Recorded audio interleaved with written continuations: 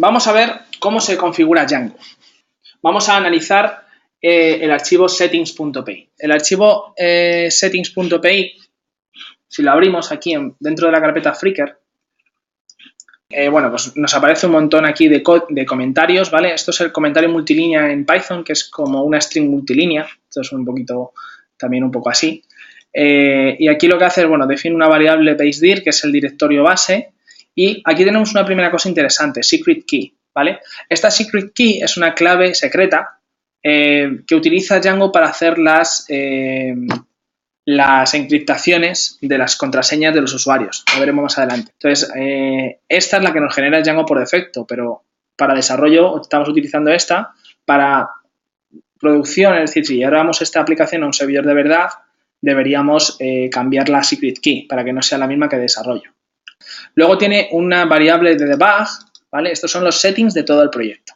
Una variable de debug que nos permite definir si estamos en modo de desarrollo o no. Por defecto viene a true, ¿vale? Pero esto si lo llevamos a un servidor de producción, evidentemente lo pondríamos a false. El allowed host es las IPs desde las que permite recibir peticiones. Esto en modo desarrollo no pasa nada, pero en modo producción deberíamos poner aquí las direcciones IP en las que el servidor recibe peticiones. Si quisiéramos que fuera desde cualquiera, pues podríamos el 0000 y con esto recibiría desde cualquiera, ¿vale? Esto es un tema también de seguridad. Luego aquí tenemos una tupla, ¿vale? Recordad, las tuplas en Python son como las listas, lo único que son inmutables. Entonces, aquí en Install Apps tenemos una tupla con las aplicaciones por las que está formada mi proyecto, ¿vale? Los proyectos de Django se organizan en aplicaciones. En este caso, por defecto, Django pone una serie de aplicaciones instaladas por defecto, que es Django Contrib Admin, que es el administrador de Django, digamos, ese backend automático. Django Contrib Auth, que son todas las utilidades de todo el módulo de autenticación, autorización, usuarios, grupos y permisos. Django Content Types, que esto es para poder hacer, digamos, relaciones dinámicas con modelos. Django Sessions, ¿vale? Contrib Sessions, que es para mantenerse las sesiones de usuario. Contrib Messages, que esto es para poder pasar mensajes desde de una URL a otra, ¿vale? No os preocupéis si no entendéis esto muy bien, ya lo iremos viendo. Y Django Static Files, que es para servir archivos estáticos, lo que viene a ser imágenes, archivos JavaScript, archivos CSS y demás, ¿vale? Luego está aquí lo de Middleware Classes, que esto es lo que os comentaba yo, que Django nos permite definir Middleware Classes para meter, digamos, personalizar el comportamiento de lo que ocurre entre lo que es el framework, entre lo que es Django y lo que es nuestra aplicación. El root urlconf es dónde está la configuración de URLs, que fijaos que me dice que está en el paquete Flickr, en el módulo URLs, es decir, en el paquete Flickr módulo URLs tenemos las URLs de mi proyecto. Luego tenemos esto de templates, que básicamente cuál es el motor de template de Django, que por defecto es Django Templates, ya entenderemos qué es lo de esto de los templates. VSGI Application, que es similar, es cuál es la aplicación VSGI. Y esto es otra de las cosas importantes, databases. Aquí, en este diccionario, vamos a poder poner la configuración de bases de datos.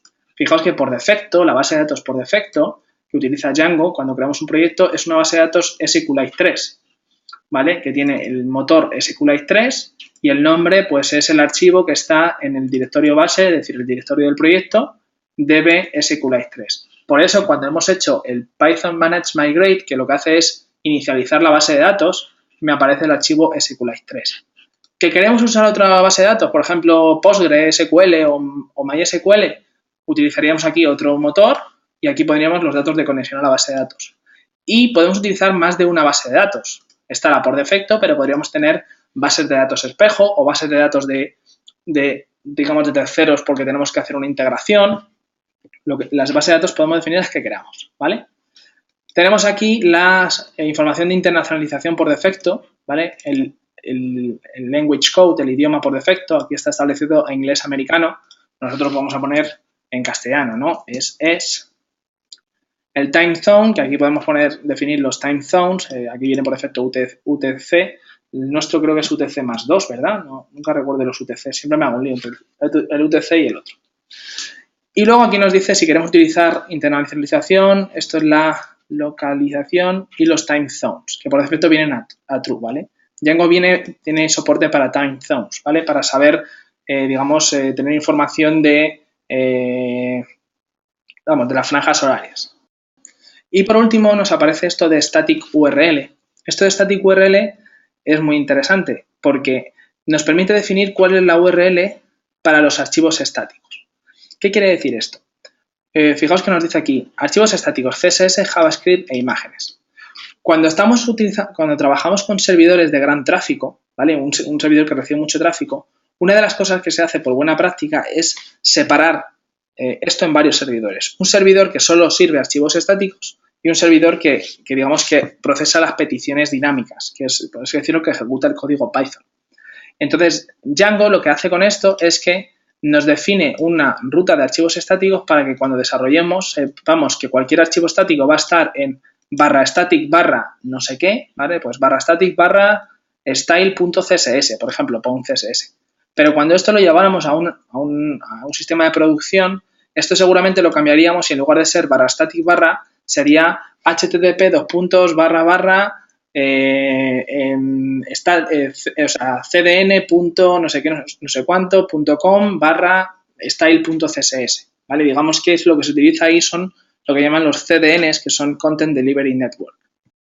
A veces me imagino que habréis visto que cuando vais a descargar algo, la URL del navegador cambia y pone s3.amazonaws.com no sé qué, pues lo que están haciendo ahí es servir archivos estáticos a través del sistema de Amazon S3, por ejemplo. Entonces, esto es una buena práctica y esto ya nos da un poco de buen rollo en el sentido de que, oye, esto está bien pensado, los que han hecho Django saben de lo que habla. De hecho, no lo he comentado antes, pero Django, si mal no recuerdo, lo crearon los que eran los desarrolladores del sistema del New York Times, creo recordar o algo así. Vale, pero sé que nació en el sector del periodismo para un gran periódico allí en Estados Unidos.